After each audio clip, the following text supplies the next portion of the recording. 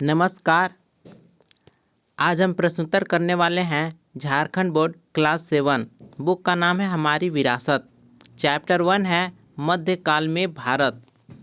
आइए अभ्यास का प्रश्नोत्तर शुरू करते हैं। आइए जानें। पहला प्रश्न है रिक्त स्थानों की पूर्ति करें।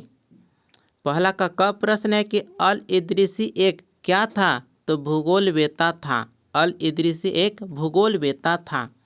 ख प्रश्न है कि भारत का मध्यकालीन इतिहास किन वर्षों के दौरान हुए परिवर्तनों का अध्ययन है? तो वह 700 से 1750 वर्षों के दौरान हुए परिवर्तनों का अध्ययन है। मध्यकालीन इतिहास 700 से 1750 वर्षों के बीच का अध्ययन है।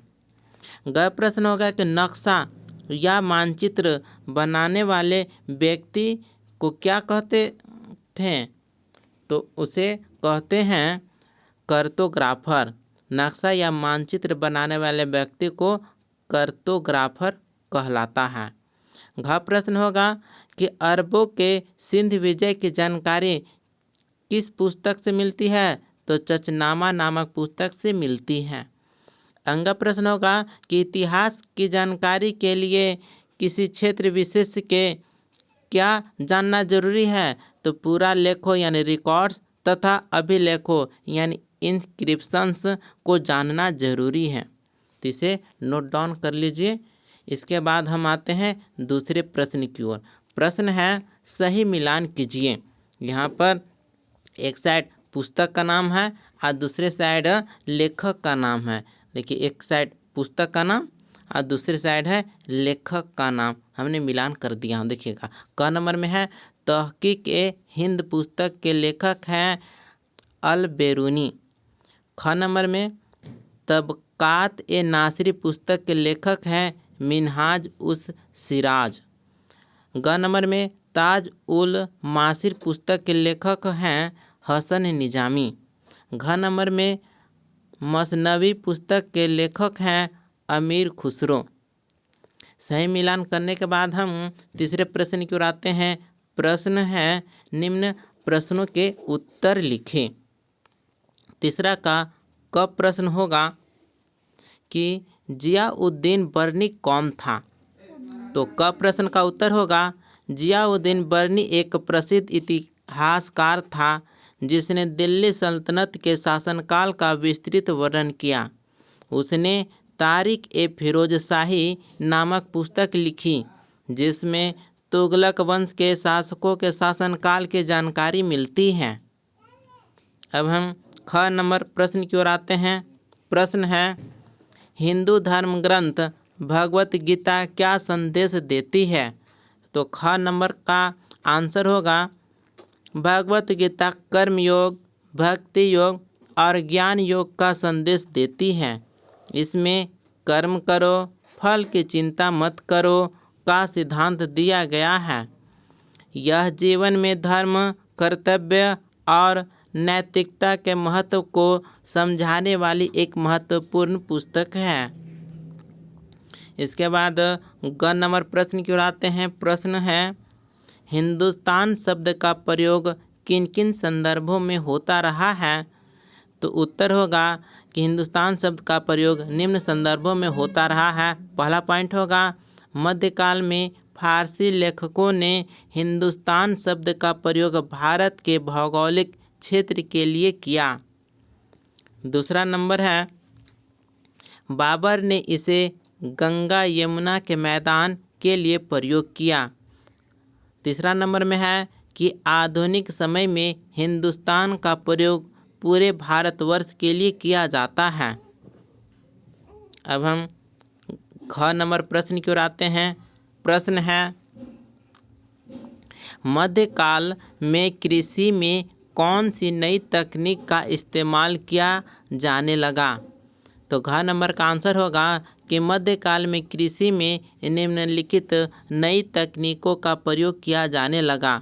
पहला नंबर होगा हल एवं नांगर यानी आयरन प्लग का अधिक प्रयोग। दूसरा नंबर में है सिंचाई के साधन जैसे कुएं, नहरें एवं तालाब बनाए गए। तीसरा नंबर में है फसल चक्र प्रणाली यानी क्रॉप रोटेशन अपनाई गई। चौथा नंबर में है अरबी एवं मध्य एशियाई कृषि तकनीकों को अपनाया गया। अब हम अंग प्रश्न की ओर आते हैं। प्रश्न है इस्लाम धर्म ग्रंथ कुरान शरीफ क्या संदेश देता है? तो अंग प्रश्न का उत्तर होगा कुरान शरीफ इस्लाम धर्म का पवित्र ग्रंथ है जो एकेश्वरवाद यानी तौहीद, दया, न्याय, परोपकार और नैतिकता का संदेश देता है। यह इंसानों को सत्य, ईमानदारी एवं अच्छे कर्मों का पालन करने की प्रेरणा देता है। अब हम चौथे प्रश्न की ओर आते हैं। प्रश्न है इतिहासकारों के लिए एक लेखक की बात का पता लगाने के लिए विभिन्न पांडुलिपियों का अध्ययन क्यों जरूरी होता है? तो चौथा प्रश्न का उत्तर होगा इतिहासकारों के लिए विभिन्न पांडुलिपियों का अध्ययन इसलिए ज़रूरी होता है क्योंकि पहला नंबर में है कि किसी एक लेखक की पांडुलिपि में त्रुटियां या पक्षपात हो सकता है। दूसरा नंबर में है कि भिन्न भिन्न लेखकों के विवरणों का तुलनात्मक अध्ययन करके सटीक जानकारी प्राप्त की जा सकती है। तीसरा नंबर में है कि इससे समकालीन घटनाओं की स्पष्ट तस्वीर सामने आती है। चौथा नंबर में है कि कुछ पांडुलिपियां समय के साथ नष्ट हो जाती हैं, इसलिए विभिन्न प्रतिलिपियों का अध्ययन आवश्यक होता है। अब हम पांचवा प्रश्न की ओर आते हैं। प्रश्न है जब छापे खाने नहीं होते थे तब पुस्तकें कैसे तैयार होती थी? तो पांचवा प्रश्न का उत्तर होगा जब छापे खाने नहीं होते थे तब पुस्तकें निम्नलिखित तरीकों से तैयार होती थी। पहला, हस्तलिखित पांडुलिपियाँ बनाई जाती थी जिसमें हाथ से लिख करके पुस्तकों को छापा जाता था। दूसरा नंबर में है इन्हें ताड़ के पत्तों, भोजपत्र या कपड़े पर लिखा जाता था। तीसरा पॉइंट में है कि लेखक एवं मुंशी हाथ से लिखकर इनकी प्रतियां बनाते थे।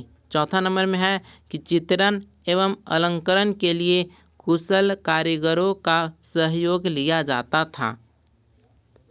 अब हम छठे प्रश्न की ओर आते हैं। प्रश्न है कि मध्यकालीन इतिहास के विभिन्न स्रोतों से आप किस स्रोत को ज़्यादा महत्वपूर्ण मानते हैं? तो उत्तर होगा कि मध्यकालीन इतिहास के विभिन्न स्रोतों में सबसे महत्वपूर्ण स्रोत तारीख यानी ऐतिहासिक ग्रंथ, शिलालेख यानी सिक्के एवं विदेशी यात्रियों के वृत्तांत माने जा सकते हैं। इसमें पहला पॉइंट होगा तारीख ग्रंथ। इसमें समकालीन घटनाओं की विस्तृत जानकारी देते हैं जैसे तारीख ए फिरोज शाही। दूसरा पॉइंट में है कि शिलालेख एवं अभिलेख। इसमें है तत्कालीन शासकों के आदेशों और उपलब्धियों को दर्शाते हैं। तीसरा नंबर में है सिक्के। इसमें राजाओं के शासनकाल और आर्थिक स्थिति की जानकारी देते हैं। चौथा पॉइंट में होगा विदेशी यात्रियों के वृत्तांत। इब्न बतूता, अल बेरूनी और मार्को पोलो जैसे यात्रियों ने भारत के बारे में लिखा। हाँ, क्वेश्चन नंबर 7वां है। इस अध्याय में कुछ खाद्य एवं पेय पदार्थों का उल्लेख है जो मध्यकाल में भारत लाए गए थे। तो इनकी सूची इस प्रकार से है। उत्तर देखिएगा कि मध्यकाल में भारत में लाए गए कुछ खाद्य पदार्थ एवं पेय पदार्थ निम्नलिखित हैं। क्या क्या है? तो आलू, टमाटर, मक्का, इसके बाद है मिर्च, कॉफ़ी, चाय, अनानास, तंबाकू, इसके आगे होगा काजू, पपीता। ये सभी भारत लाए गए थे। इसके बाद प्रश्न है कि इनमें से किन्हीं दो पदार्थों के इतिहास का पता लगाकर परियोजना कार्य तैयार कीजिए। तो इसका आंसर होगा, यहाँ पर उत्तर है कि हम यहाँ आलू और चाय के इतिहास की संक्षिप्त जानकारी प्रस्तुत कर रहे हैं। आलू का इतिहास। आलू की उत्पत्ति दक्षिण अमेरिका, पेरू और बोलिविया में हुई थी। इसे 16वीं शताब्दी में स्पेनिश व्यापारियों द्वारा यूरोप लाया गया। भारत में आलू पुर्तगालियों के माध्यम से 17वीं शताब्दी में आया। धीरे धीरे यह भारतीय भोजन का मुख्य हिस्सा बन गया। इसके बाद दूसरा नंबर में है चाय का इतिहास। चाय की उत्पत्ति चीन में हुई थी, जहां इसे 2700 ईसा पूर्व से उपयोग किया जाता था। 17वीं शताब्दी में डच व्यापारियों ने इसे यूरोप में लोकप्रिय बनाया। भारत में ब्रिटिश ईस्ट इंडिया कंपनी ने 19वीं शताब्दी में चाय के बागान लगाए, खासकर असम और दार्जिलिंग में। आज भारत दुनिया के सबसे बड़े चाय उत्पादकों में से एक है। यह परियोजना कार्य इन दो महत्वपूर्ण खाद्य पदार्थों के भारत आगमन और उनके प्रभाव पर प्रकाश डालता है। इस प्रकार से यह चैप्टर यहीं पर कंप्लीट होता है। मिलते हैं अगले वीडियो में। धन्यवाद।